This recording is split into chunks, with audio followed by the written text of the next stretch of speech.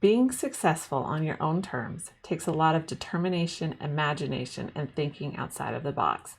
It takes looking at how everything has always been done and deciding you're going to do it differently. This brings us to the second part of our series, part-time work from home jobs. Anyone can start a virtual assistant business.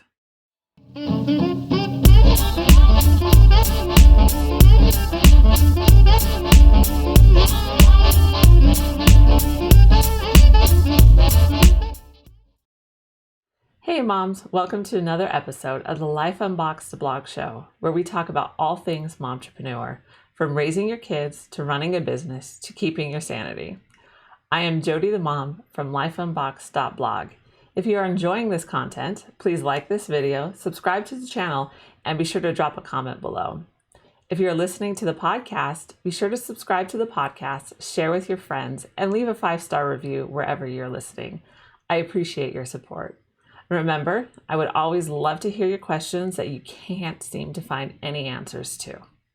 Let's dive into part 2 of our series. In part 1, we talked about 3 things you really need to do before you venture into the world of momtrepreneurship. Today, we're going to talk about how anyone can start a virtual assistant business. I know this is a broad and bold statement, and you may be thinking, can anyone really do this? I'm here to tell you that yes, anyone can, and I'm going to tell you why. What's in a name? I'm going to be honest with you. I really struggle with the word assistant. I really had to think long and hard and for days about whether I wanted to use this as part of my business brand. In a lot of places I worked, and possibly where you have worked, assistant can be kind of a demeaning title, whether that's in people's attitudes or it's not always said. It's usually in their attitudes, and you're not seen as someone who provides a lot of value or can bring a lot of value to the table. You're really seen as a person who can answer the phones and bring coffee. So despite my mental turmoil over this term and talking my husband's ear off, I decided to keep it. And here's why. People understand the term. When I started out as a virtual assistant, I had enough explaining to do, just explaining what a virtual assistant was. Usually it's like, what do you do? Was kind of the questions I would get. So at this point in the life of my business, people know, or at least have somewhat of an idea what a virtual assistant does. So I didn't want to take that word assistant out and have to go through a whole more explanations of what I do. So it also gives me a lot of flexibility in the services I want to provide. If I decide to change what my business does 5 years down the road, I don't have to change my logo. I don't have to change my website. I can just change the services that I offer. Now that we've taken care of the name, let's talk about why starting a part-time work from home job as a virtual assistant can work for anyone. I am a huge proponent of defining success on your own terms. This means that your success is not defined by the people around you, and it is not defined by the amount of money in the bank. If you define success as being able to work from home, homeschool your kids, pay for this bill or that bill, or pay for a vacation, then you have determined your success. And that's why starting your own part-time work from home job as a virtual assistant will bring you success on your own terms. It allows you to do anything. That sounds amazing. I know, but it is true. Let's get into the how. First, let's talk about what it means to be an assistant. The dictionary definition of an assistant is someone who assists. So clear, right? My definition for an assistant is someone who can do anything. Assistants are superheroes. There's really nothing that you can't do. While some may look down on this term, those we are helping could not get along without us. One of my favorite sayings is knowledge is power, And many of the assistants that I know have a wide range of knowledge on multiple topics, possess a versatile skill set, know a lot more than they are given credit for, and have a tremendous capacity to learn something new. An assistant is a powerful person because of the knowledge we possess. You bring more to the table than you realize, so wear it with confidence. And that's why anyone can start a virtual assistant business. Next, get an idea of your skills. Since the term assistant is so broad, you can really do anything, and that is amazing. Let your imagination flow. Do you want to create templates for letters, help with HR, send invoices, make travel arrangements, manage social media platforms, design websites, blog for businesses, be a bookkeeper, design marketing materials, be a writer, and I can go on. The list is truly endless. Let me say this. It is okay if you don't have a specific idea of the services that you want to offer. It may take some time to decide what your clients need and what you want to do. Deciding what you want to do is even more important than deciding what your clients need. Don't get me wrong, you need to be marketable, but it needs to be something that you want to do. Tasks that I did in my office job were not something that I wanted to build a business around. And I was good at them. I just did not want to continue to do them. I didn't like doing them. So I started my business with a general list of services. I included a statement that said this list was not inclusive and I would be open to other projects. And that's how I launched my virtual assistant business. If you find yourself stuck, here are a few things you can do. Make a list of all of your skills. And this is not skills that you've just done as part of your career. These are things that you've done as a hobby, you've done as a volunteer, everything. Write it all down, either in a notebook or on the computer. You want to write it all down. Basically, you're going to be doing a brain dump of your skills. After you write it all down, walk away from the list.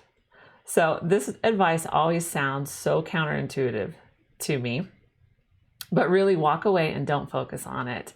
You want your brain to be working in the background to give you more ideas and to really kind of provide a solution for you. So have you ever had those moments where you wake up with a great idea or you realize a solution to your problems? This is what we want to happen now. Your brain was working on those in the background while you were sleeping to provide you inspiration when you get up in the morning. Okay, so after you've made your list and you're not checking it twice yet, and you've walked away from your list so that your brain can work on it in the background, you want to come back to the list. So are there any more items that you need to add to it? Is there something else that you thought of while taking a break? So write it down. So go through your list, and is there anything else that you came up with while you were taking a break from your list? Add it to it. Now, rank what you've written down. Use a small scale, like 1 to 5, and whether you want 1 to be the worst, 5 to be the best, totally up to you. But rate each skill on your list. But here's what you do. If there is something that you just, when you read it and you think of doing it on a long-term basis and you just want to your stomach just turns and you're like, I can't do this, cross it off. Just immediately cross off that item. You don't want to be doing that. So you've ranked your list. You've ranked your skills on the list. You've crossed off stuff that you just completely don't want to do. And even if somebody asks you to do it, say no. Just these are the things that you absolutely don't want to be stuck doing. So look at your list. Take the skills you ranked, your top 3. So you can give your skills the same ranking. So like if there's 2 on there that you feel they're both 3s, do that. Now take all of those skills that you ranked in the top 3 and see if you can build a business around them. So you've made a list, you've walked away from your list, you've come back to your list, and you've ranked your list. The 5th thing you want to do is to get a trusted person's feedback. For me, that is always my husband, because I know that he'll be honest with me but the point of his honesty is to always encourage me and to give me really constructive feedback. He wants the best for me, so I know that I'm safe talking to him and opening my heart up to him. So whoever that is for you, you want to really test out the marketability of your skills. So don't go to the negative Nancy in your life, because you just don't need that right now. You want to go to someone who will give you constructive feedback and see what they think. Would they hire you to do these jobs? Is there a market for these jobs? That is the point of this exercise, is to start testing out your skills. Now, don't get mad at them when they offer you constructive feedback. And also, if you don't agree with everything they said, that's okay. The point of this is just to start testing the waters and the market for you. Finally, narrow down your list, but don't box yourself in. When I started my own business, I literally had a list of general admin stuff that I could do. It was very sad looking, but at the same time, I was starting out in this wonderful world of part-time work from home jobs as a virtual assistant. And I didn't know what I wanted to do. I heard so many things that you have to specialize, you have to find your niche, you have to focus. And I was like, on what? It was so very frustrating.